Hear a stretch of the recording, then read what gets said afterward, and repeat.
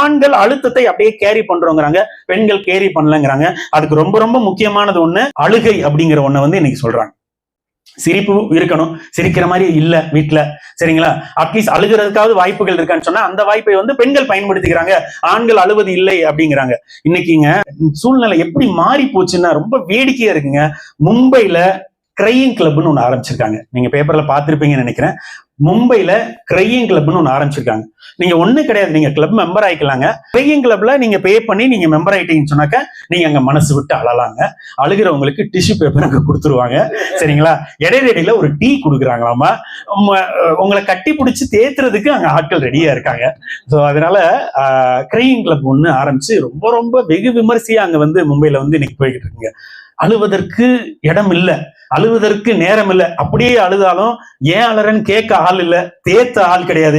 இதுக்கெல்லாம் ஒரு கிளப் ஆரம்பிச்சு இன்னைக்கு வந்து போய்கிட்டு இருக்கு அப்படிங்கிறது தான் ஒண்ணு இருக்குங்க.